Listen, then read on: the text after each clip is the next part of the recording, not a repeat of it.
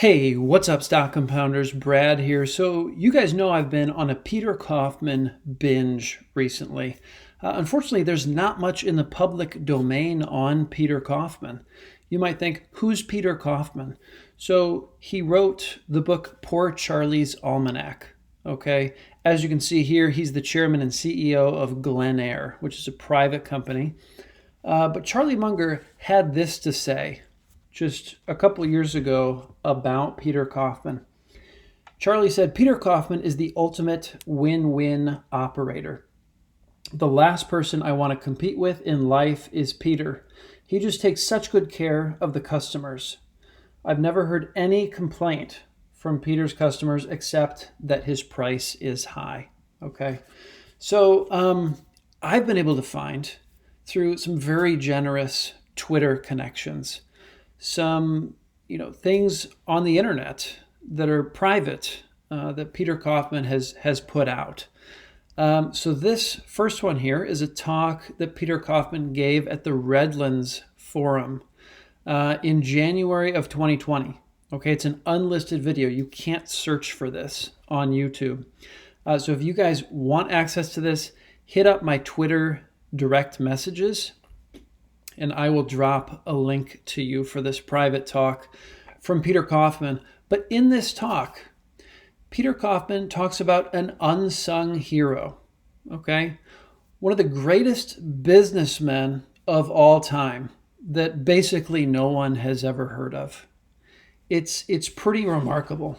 In fact, John Rockefeller spoke of this man saying, he was the greatest businessman I have ever encountered in my life, better than Henry Ford and Andrew Carnegie. Okay, so just incredible. And I'll give you a few snippets from this talk just to whet your appetite. So, Peter starts off with this quote, anyone can count the number of seeds in an apple, but very few can count the number of apples in a seed. Okay, and it's a very profound quote. And he describes it as the first half is a finite life, right?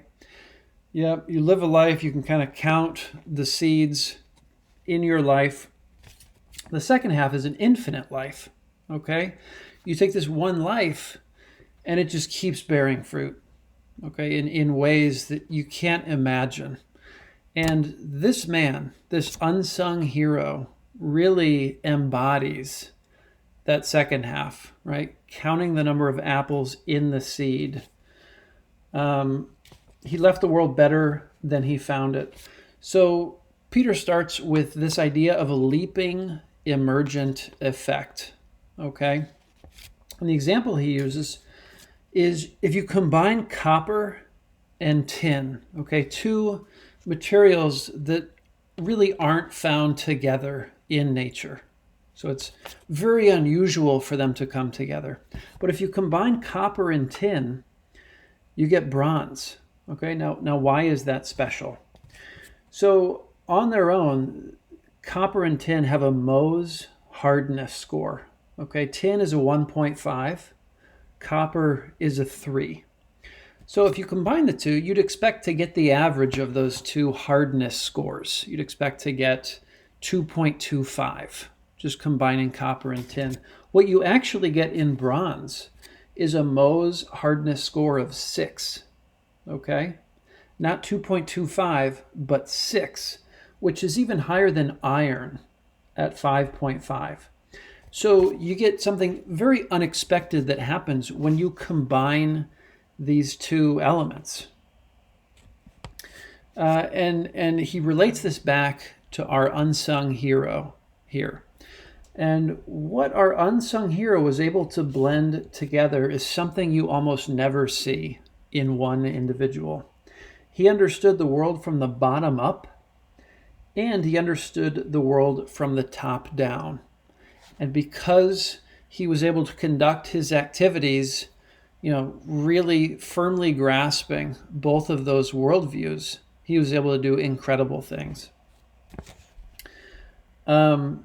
And one of the issues is people who blend those characteristics, that ability to see the world in those very different ways, they're never self-promoters. Okay, so many of them just don't make it through history. They're forgotten. Even when they do things that are as incredible as some of the things that this man was able to do. And I'll point out the book here. This is the book, right? Peter Kaufman was digging into John Rockefeller, his life. Rockefeller mentioned this guy, and so Peter Kaufman thought, well, I've studied Carnegie, I've studied Ford, I've never heard of this guy. What's this guy all about? He was able to track down this book. Now, this book has been out of print for a long time. So what Peter Kaufman did is he bought up every copy he could find. And he actually bought the rights to the book. So he has plans to republish it because he thinks this is the blueprint for, it says right here, the autobiography of the man who was the confidential advisor to John D. Rockefeller and who shaped modern American philanthropy. If you want to figure out how to nail philanthropy, philanthropic giving, this is the book, according to Peter Kaufman. Not available on Amazon, couldn't find it on eBay. Fortunately, it is available through my library system. So it is on the way. I'm excited to dig into that. But as you can see in this talk, Peter Kaufman has a handout that he gave to the attendees for this talk at the Redlands Forum. And I was able to get a digital copy of this handout. So if you guys want to see this, also hit me up and I will send you a link. It's 22 pages. And it's basically, Peter Kaufman's talk laid out here. And then there's one chapter in the book that I think Peter includes in here. 3 business excursions. Yeah, so this was fascinating. So Rockefeller sends this guy to go check on some of his non-Standard Oil investments, right? Just to kick the tires, make sure they're real. And what this guy found out, I should stop saying this guy because Frederick Taylor Gates, okay, that's the guy. What this guy found out is, most of these were flat out frauds.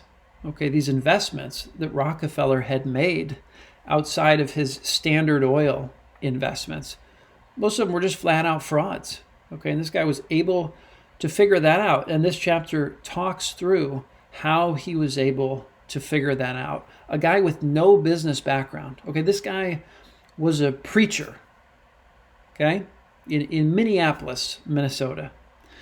But again, he was able to bring to these very rare elements that usually aren't found in one place. The bottom-up worldview and the top-down worldview.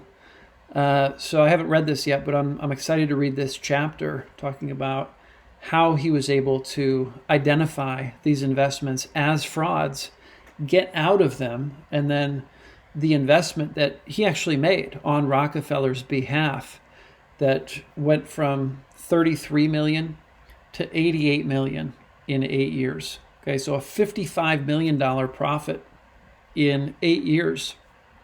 And in today's dollars, I think that's like 1.5 billion. Okay, from someone who had no business experience whatsoever. So just fascinating. So that's a resource. And is there anything else I want to share before I get on to the next resource? Yeah, we'll leave it at that. So this other resource is a handout that Peter Kaufman gave on culture when he did a talk at Columbia Business School in 2015. So this is 40 pages on company culture from Peter Kaufman, okay? Peter Kaufman, a guy who has one of the greatest businesses in the world, according to Charlie Munger. just really gets into the principles of how Peter really built the culture at Glenair.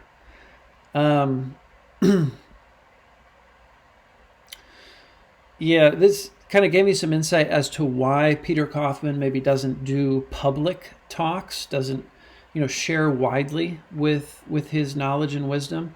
At Glenair, we have a saying: where there is mystery, there is margin. Okay, so through that lens, it makes a lot of sense that he wouldn't want this stuff widely dispersed, right? Another way of expressing the same idea: when you do as everyone else does, don't be surprised when you get what everyone else gets.